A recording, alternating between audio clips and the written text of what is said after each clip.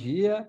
Estamos aqui reunidos novamente, o VEM Club, com a doutora Nara Medeiros, doutor Álvaro Galvão, doutora Daiane, doutora Fernanda, para mais uma manhã produtiva, onde a doutora Nara Medeiros vai nos apresentar hoje um artigo do doutor Alexandre Amato. Começamos, então, a semana falando sobre o questionário sobre o lipedema. A doutora Nara vai apresentar para nós em seguida.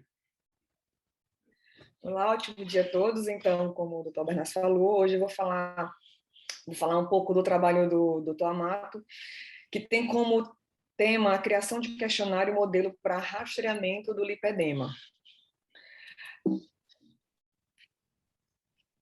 Só um pouquinho.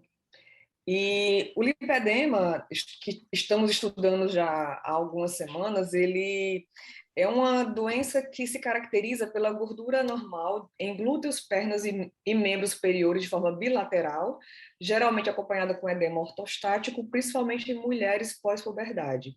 Pode também acometer homens, mas é bem mais raro, e geralmente poupa os pés e as mãos. A prevalência do lipedema ela é alta, chega a 11% da população geral. E, apesar dessa alta prevalência, é frequentemente subdiagnosticado ou até confundido com outras patologias, como a obesidade ginecoide, o linfedema ou mesmo insuficiência venosa. O diagnóstico do lipedema ele é essencialmente clínico.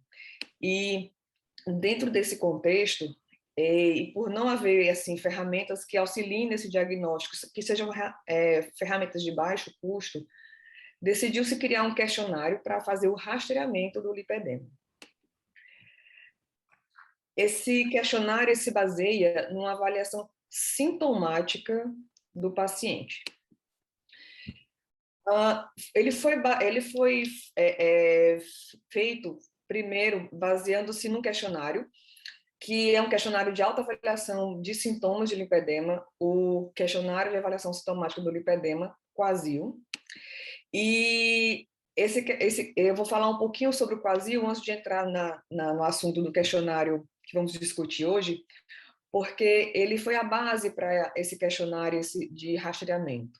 Então, o QASIL ele é um questionário específico para o lipedema, e ele foi elaborado na Alemanha e traduzido pelo Dr. Amato e colaboradores. Ele baseou-se num questionário de qualidade de vida para pacientes com doenças linfáticas e foi adaptado, onde foi incluído 15 critérios em que o paciente se autoavalia e nele existe uma escala analógica que vai de 0 até 10.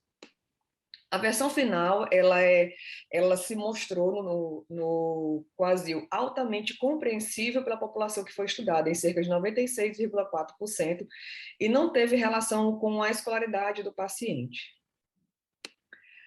Foi desenvolvido, esse questionário ele foi desenvolvido para haver uma comparação sintomática do próprio paciente de melhora ou piora da doença. E apesar de ser uma escala sintomática para lipedema, ela não foi validada como uso de critério diagnóstico ou de rastreamento. Daí acredito que veio a ideia de fazer um questionário para rastreamento do lipedema. Aqui é uma tabela que resume o QASIL. Essa tabela que ela é autoavaliativa, existem 15 perguntas onde o paciente responde, ele pode responder inclusive online, e as perguntas elas vão tendo respostas em que o paciente vai escolhendo essa escala de 0 até 10, de menor para maior sintoma. O questionário que estamos estudando hoje, que é o questionário de rastreamento, ele tendo em vista que existe essa rara disponibilidade de instrumentos para se rastrear o lipedema tanto no Brasil como no mundo, e que dados de qualidade de vida eles são importantes para que possamos acompanhar de forma clínica qualquer doença vascular. Ele teve esse objetivo de, primariamente, os autores tiveram o objetivo de elaborar um questionário que fosse simples e de rápido preenchimento para rastrear o lipedema, e tiveram como objetivo secundário criar um modelo matemático de predição do lipedema, baseando-se nesse questionário. Com relação aos métodos do trabalho, ele consistiu num processo de identificação e de simplificação de perguntas que fossem relevantes e passíveis de uma autoavaliação pelo paciente, que se iniciou avaliando-se primeiro o quasil e foi feita uma adaptação. Essa adaptação do quasil virou esse questionário de rastreamento que está aqui na nossa tela, que consiste em 9 perguntas, onde o paciente vai respondendo e vai dando uma pontuação a elas. A primeira consiste: você sente que tem algo errado nas suas pernas, mas não sabe o quê? E aí o paciente vai respondendo e vai sendo somado um score. A segunda: a parte de baixo do corpo, ela é maior e desproporcional ao tronco, parte superior do corpo. A terceira: você tem problema para perder peso, principalmente a parte de baixo do corpo. A quarta: durante a puberdade, você ganhou peso principalmente nas coxas, pernas, quadris, nádegas ou braços. A quinta pergunta: durante ou logo após a gravidez e a amamentação, você ganhou peso ou teve mudança nas suas coxas, pernas, quadris, nádegas e braços? A sexta: durante a menopausa, você ganhou peso ou teve mudança nas suas coxas, pernas, quadris, nádegas e braços? A sétima: suas pernas doem? A oitava: você tem inchaço nas pernas? E a nona: suas pernas ou braços formam hematomas facilmente?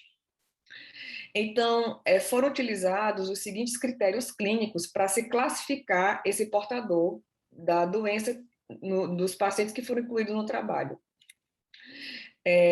Se o paciente ele tinha uma história clínica sugestiva, se havia uma história clínica sugestiva em mulheres após a puberdade, se havia um depósito simétrico bilateral de gordura abaixo do quadril, poupando os pés, com sinal de Skinner negativo, um edema não depressível, ou seja, sinal de Godet negativo, um edema resistente à elevação de membros, áreas afetadas dolorosas e sensíveis à palpação e aumento da fragilidade capilar com equimoses espontâneas. Então, se preenchesse esses critérios clínicos, o paciente teria diagnóstico de lipedema e seria incluído no trabalho.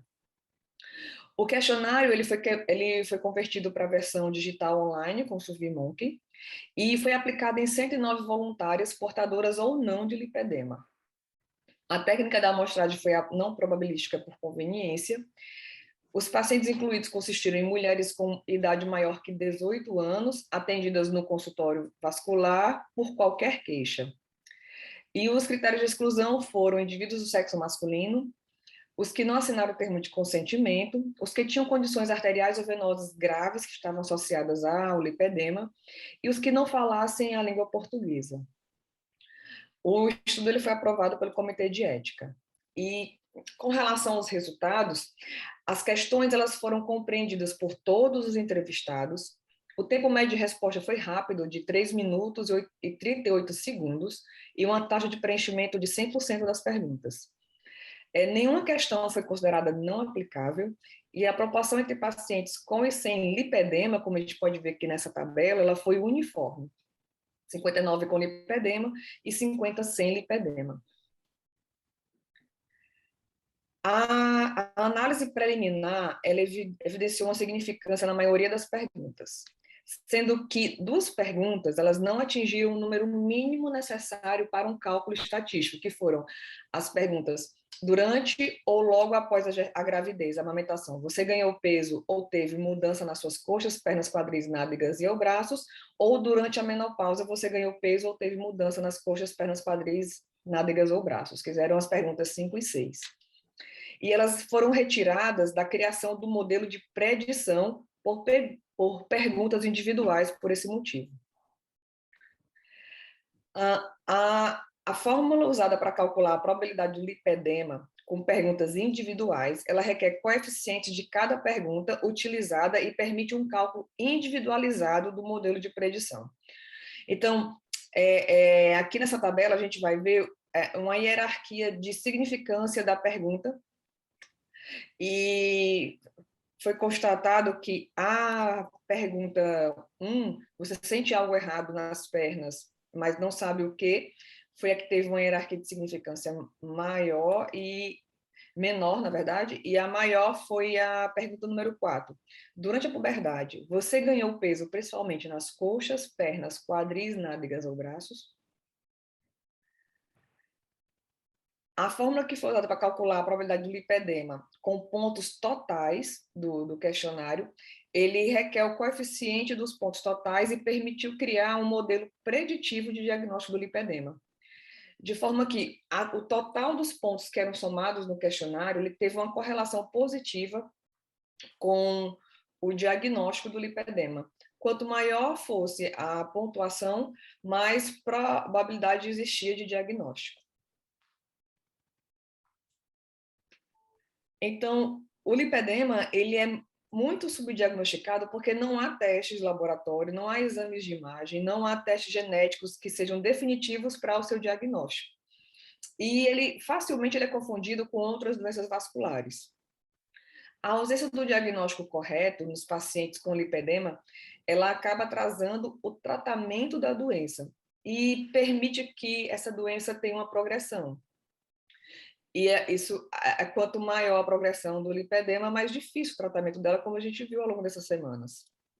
Portanto, se faz importante desenvolver e validar instrumentos que possam avaliar esse impacto clínico do lipedema, para auxiliar, assim, no diagnóstico definitivo e poder ter um acompanhamento melhor desse paciente. Com relação às perguntas que não demonstraram significância estatística, que foram a pergunta 5 e a pergunta 6, acredita-se que o baixo número de indivíduos que passaram por estas situações específicas pode ter interferido no resultado pontual dessas perguntas. E isso acabou não alterou o resultado global do questionário, ela não foi retirada. Deve-se considerar que a natureza dos sintomas do lipedema ela é cíclica. Isso também pode alterar, de uma forma discreta, os resultados do questionário em diferentes momentos. Porém, essas perguntas desenvolvidas no questionário, elas foram elaboradas para justamente minimizar esse efeito. O método estatístico utilizado ele é útil para validar, foi útil para avaliar a sensibilidade, mas não necessariamente ele avaliou a especificidade. Por isso, o questionário proposto ele pode ser considerado útil para uma avaliação preliminar, porém não para o diagnóstico definitivo. Essa ferramenta desenvolvida para rastreamento dos sintomas e o aumento de suspeição diagnóstica para o médico assistente, ela é muito útil, mas o trabalho ele não concluiu de forma que ela possa ser utilizada para que a gente dê um diagnóstico definitivo de lipedema. Então, o questionário de rastreamento do lipedema ele consistiu num instrumento prático, de fácil e rápida aplicação. Ele pode ser utilizado na população para identificação preliminar de possíveis pacientes da doença e vai aumentar o nível de suspeição no momento da nossa anamnese e do exame físico. Mas ainda são necessários estudos adicionais para avaliar o instrumento para um auxílio definitivo no diagnóstico do lipedema e na correlação com outros aspectos clínicos. E eu gostaria de terminar hoje o nosso estudo com essa frase: faça o melhor, seja o melhor que puder, e o resultado virá na mesma proporção do seu esforço. Essa frase linda de Gandhi. E, assim, que inspirados, assim, no nosso colega Amato, que possamos, que estuda essa doença antes invisível no nosso consultório vascular, que possamos ter essa constante vontade de procurar o que é melhor para o nosso paciente. Parabéns assim a todos nós que estamos aqui hoje nessa manhã cedo, no meio de um feriadão, aqui estudando e buscando o melhor para aqueles que importam muito para nós, que são nossos pacientes. Fiquem com Deus, um beijo a todos e estou aqui aberta para as perguntas. Muito bem. Muito obrigado, Nara. Acho que foi excelente essa apresentação, sintética e bem objetiva.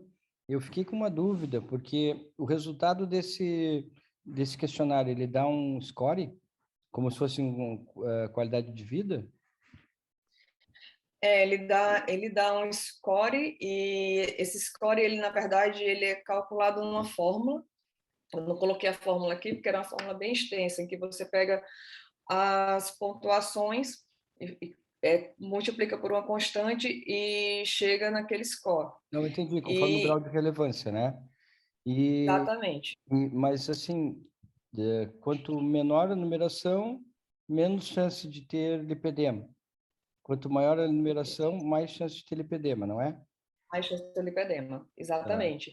É. E o que o trabalho mostrou a pontuação ela vai de 0 até 16, e 16, teoricamente, seria a probabilidade máxima de ter o diagnóstico de lipedema. Ok, é isso que eu queria. Mas o que o trabalho mostrou mais, na verdade, não foi exatamente ele não deu um número específico para um lipedema leve, vamos dizer assim, moderado ou grave, mas sim mostrou que o aumento desse score aumenta a possibilidade de ser um lipedema.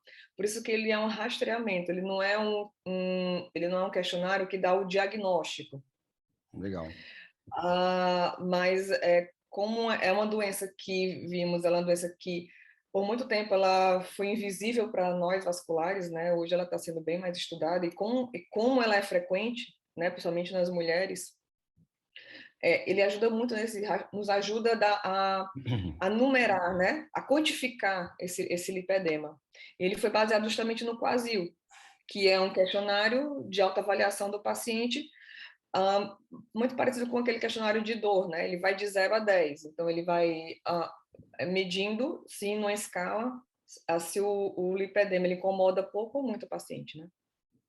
Aquelas duas perguntas, eu acho que se ele tivesse trocado a conjunção alternativa por aditiva, por exemplo, ele fala, você na sua gestação, teve na gestação ou na puberdade um aumento ou ganho de peso, ou principalmente nas pernas, eu acho que teria que falar assim, e nas pernas, tipo assim, houve um ganho de aumento nas pernas, porque ficou, se te perguntar para uma mulher se ela teve aumento de peso na gestação, 90% vão dizer que sim, né?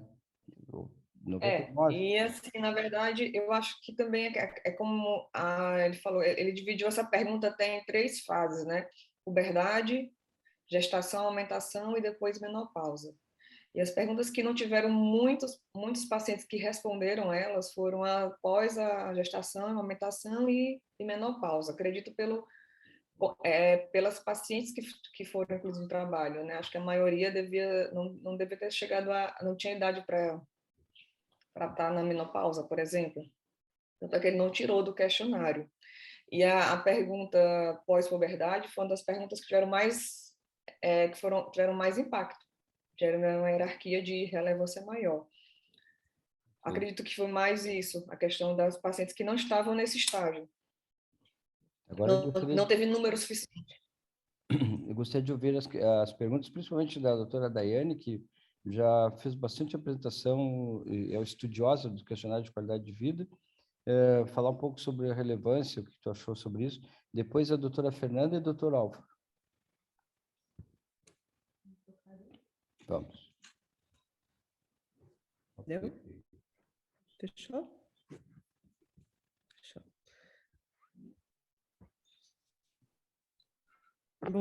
Bom dia a todos. Eu realmente sou suspeita quando a gente fala de um estudo que vai avaliar a qualidade de vida e o impacto que determinada doença traz na qualidade de vida, principalmente quando é uma coisa que muitas vezes passa silenciosa e passa despercebida, né? Que nem é o impacto da qualidade de vida que os pacientes têm com doença venosa inicial, né? De CAP1, que a gente viu pelos questionários que afeta muito a qualidade de vida e que o tratamento faz diferença nesses questionários. Mas, Nara, parabéns pela tua apresentação. E o que me chamou a atenção ali, né, como a Amato já tinha falado, tem essa questão do lipedema ser uma coisa que ainda passa muito despercebida, né, que a gente vê que estágios iniciais facilmente ela é confundida com sobrepeso. E o questionário me pareceu ser uma coisa de muito simples execução, bem para rastreio inicial mesmo, e até o vocabulário ali das perguntas, a gente vê que é um vocabulário bem do que as pacientes relatam, né? Que as pernas parecem troncos, bem de como as pacientes se enxergam, se veem ali. Acho que isso facilita bastante a identificação. porque às vezes até essas pacientes, elas vêm com esse estigma de, é que eu tô acima do peso, perna grossa de família, com essas questões ali. E é um questionário simples também, acho que pode ser respondido, é praticamente auto-aplicável, né, do próprio paciente, é reportado por ele mesmo. Isso também nos aumenta digamos, a sensibilidade dele, porque não é o que o médico está vendo, não é como o médico está, ou, né, quem está avaliando o paciente que está enxergando aquilo, é como o paciente se sente em relação àquela situação mesmo, àquela patologia. E, Nara, tu acha, né, que a gente já falou nas aulas com o Amato sobre os critérios um pouquinho mais objetivos, que às vezes a gente sente falta, né, para conseguir o diagnóstico. Seria, eu acho que outro momento, né? Esse questionário é mais para aumentar a suspeição da doença. Mas eu fiquei, assim, com uma vontade de ver algum critério ecográfico, assim, alguma coisa, né, das medidas de subcutâneo que o Amato falou. Sim, eu acredito que ele fez esse questionário, eu ainda não, esse questionário foi publicado ano passado, mas eu acredito que a publicação dele sobre a avaliação ultrassonográfica dos pacientes com lipedema foi depois. É um pouco mais recente, porque senão acho que teria entrado também, com certeza, no critério de rastreamento. Então, esse trabalho, ele realmente ele focou bem só na questão clínica, porque até então acho que não existia assim, um exame que fosse simples, barato, de baixo custo para poder rastrear. Os exames que tem eles são de alto custo, o teste genético é muito alto, o teste o teste bioquímico é muito alto também, o valor assim é muito caro, e aí vai parte para cintilografia, para DEXA, enfim. Como ele não tinha exames de baixo custo na época, ele não incluiu. Uhum. Isso. Vou fechar. Bom dia, Nara. Parabéns pela apresentação, muito obrigada. Bom, eu anotei algumas coisas. Eu acho que esse questionário de rastreamento, né, de lipedema, eu gostei muito. Acho que ele é extremamente interessante. Eu acho que ele é realmente, o objetivo é que ele seja um questionário com uma alta sensibilidade, mas pelo que eu entendi, ele não tem uma especificidade muito alta, né, na área. Exato, não tem. Então ele é mais sensível realmente para rastreamento, e é muito interessante o Amato ter feito, por ser uma doença muitas vezes subdiagnosticada, né? Até 11% da população que falaste que pode ter lipedema, né? É uma proporção bem alta, né? Que eu anotei aqui. É uma avaliação dos sintomas, porque o diagnóstico ele é relacionado, né, com sintomas dos pacientes. Concordo com o que a Daiane também acabou de falar, parece ser um questionário bem fácil de responder, perguntas simples, né, que os pacientes conseguem responder de forma bem clara. Uma outra coisa que eu gostaria de chamar a atenção, o tempo de preenchimento, que a gente sabe que às vezes esses questionários de qualidade de vida ou de rastreamento, o tempo faz diferença, e foi um tempo rápido, em torno de 3 minutos, né, Nara, tu falaste.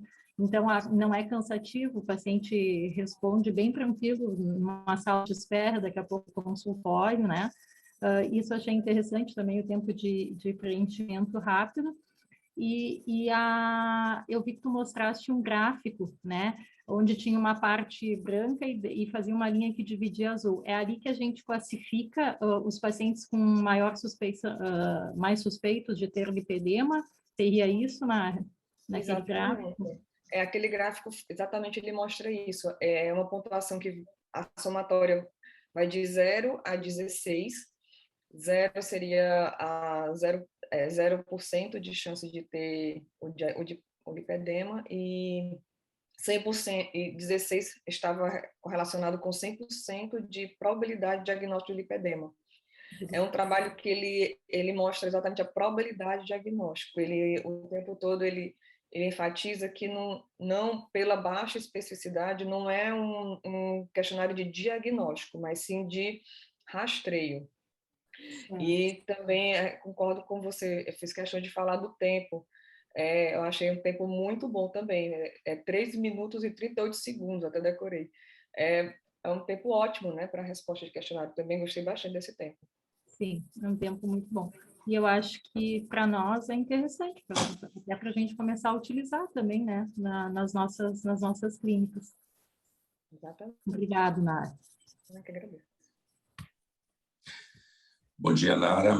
Em primeiro lugar, quero agradecer pela sua apresentação, porque foi uma brilhante apresentação para nos orientar mais um pouco no diagnóstico. São ferramentas importantes que a gente vê.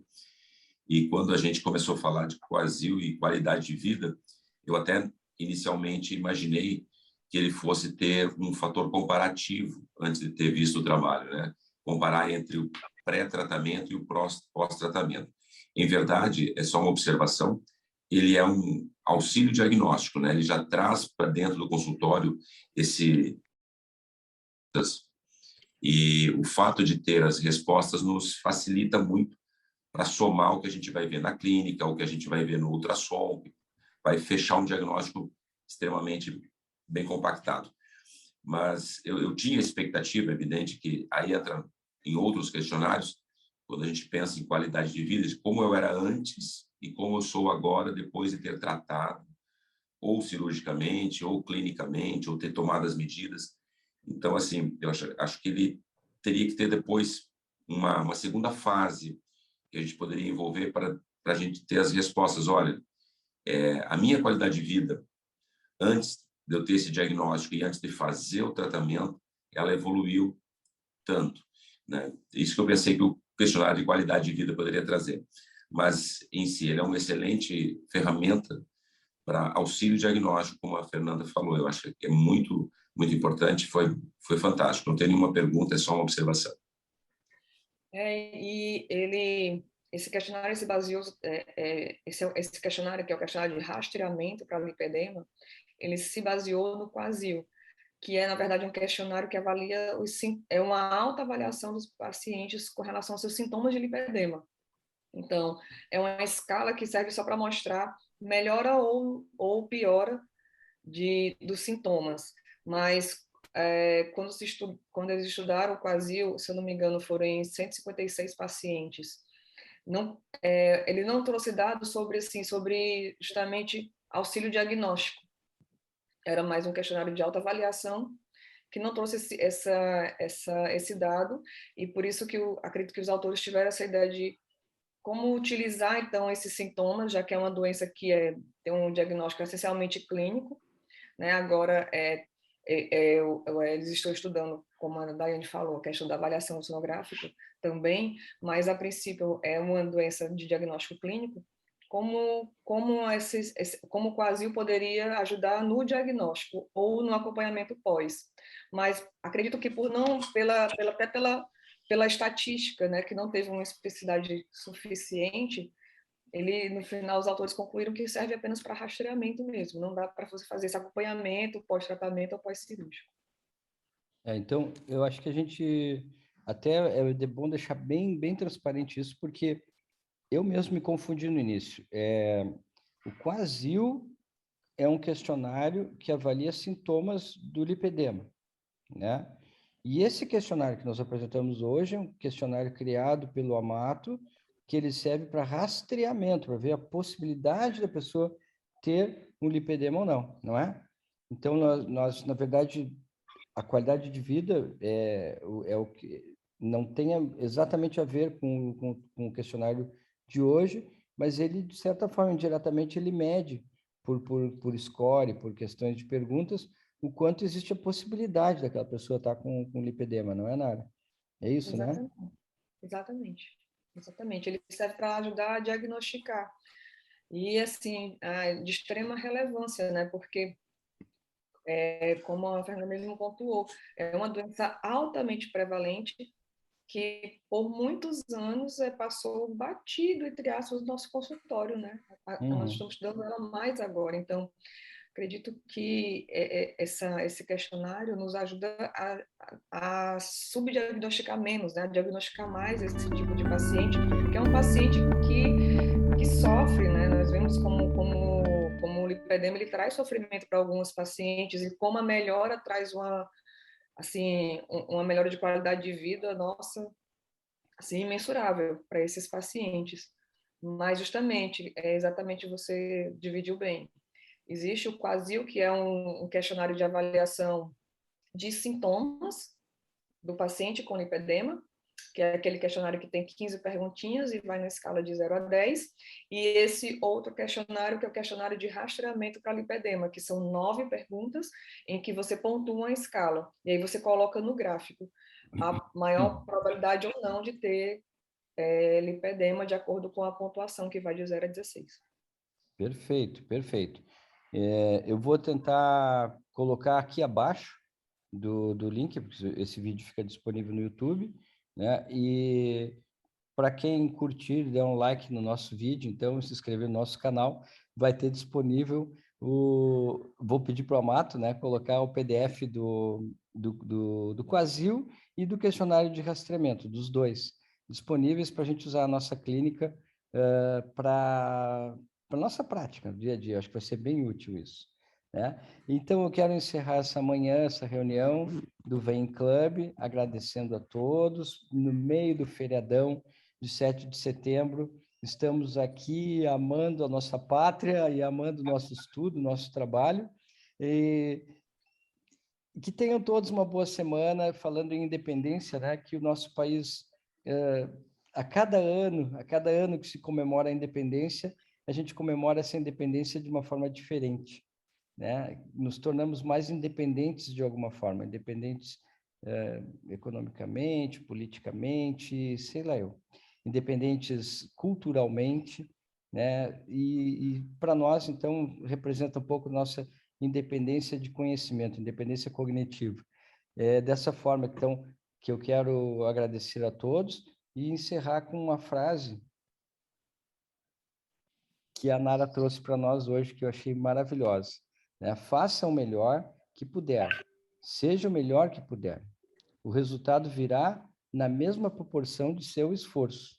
Então, vamos todos nos esforçar para ter essa independência cognitiva. E então, fica essa mensagem. Um abraço a todos e boa semana. Tchau.